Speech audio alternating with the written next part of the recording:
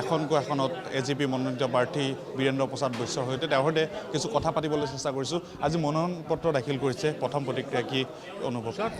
মনোনয়ন পত্ৰ দাখিল কৰি আহিছোঁ। অহাকালি স্ক্ৰুটিনি হ'ব দলে মোক মনোনীত কৰাৰ কাৰণে আৰু ভাৰতীয় জনতা পাৰ্টীয়ে মোক সমৰ্থন দিয়াৰ কাৰণে অসমৰ মাননীয় মুখ্যমন্ত্ৰী ডক্টৰ হিমন্ত বিশ্ব শৰ্মাক, ভাৰতীয় জনতা পাৰ্টীৰ সভাপতি দিলীপ শইকীয়াক, অসম গণ পৰিষদৰ সভাপতি মাননীয় অতুল বৰা ডাঙৰীয়াক, কাৰ্যকৰী সভাপতি কেশৱ মহন্ত ডাঙৰীয়াক আৰু দলৰ প্ৰতিগৰাকী সদস্য বিষয়াক মই আন্তৰিক কৃতজ্ঞতা জ্ঞাপন কৰিছোঁ। বহুকেইজনৰ ভিতৰত আপোনাৰ নামটো বেছি চৰ্চাত আহিছিলে, কি ক'ব বিচাৰিব? যেতিয়া আমাৰ দলটোত বহুত যোগ্য ব্যক্তি আছে, অকল আবেদন কৰা নহয় দেই, আবেদন কৰাও বহুত যোগ্য ব্যক্তি আছে, প্ৰতিগৰাকী যোগ্য আৰু মই ভাবোঁ সকলোৱে ভাল ফলা।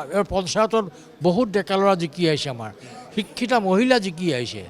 এইবাৰ অসমৰ মহাবিদ্যালয়বিলাক যদি আপুনি চাব যায়, মহাবিদ্যালয়বিলাকত মেক্সিমাম মহাবিদ্যালয়ত এইবাৰ অসম গণ পৰিষদৰ ছাত্ৰ পৰিষদ জিকি আহিছে।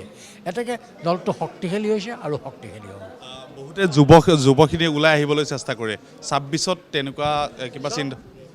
আগতো আমি যুৱক প্ৰাধান্য দিছোঁ, আমাৰ পঞ্চায়ততো দিছোঁ আৰু ভৱিষ্যতে দলে কেন্দ্ৰীয় সমিতিয়ে যোগ্যতাৰে সকলো সিদ্ধান্ত গ্ৰহণ কৰিব আৰু মই ভাবোঁ সকলোৱে সম অধিকাৰ পাব। আপুনি সাংসদ হৈ আহি প্ৰথম কাম আপোনাৰ কি হ'ব অসমৰ বাবে?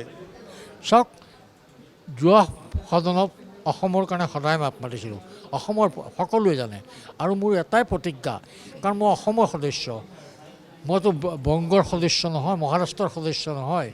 এতেকে সদনততো মই অসমৰ কথা মই ক'ব লাগিব, এইটো মোৰ দায়িত্ব। কি ক'ব প্ৰথম? অসমৰ যিবিলাক সমস্যা, সেই মুহূৰ্তত কি সমস্যা আহি পৰে, প্ৰতিটো সমস্যা বলিষ্ঠভাৱে সদনত উত্থাপন কৰে। পৰিৱৰ্তন হৈছে আগতকৈ, আপুনি হয়তো বেলেগ ক্ষীপ্ৰ উন্নতি হৈছে। অসমৰ অৰ্থনৈতিক যিটো উন্নতি হৈছে, যোৱা বছৰটো অসমৰ উল্লেখজনীয় সাফল্য।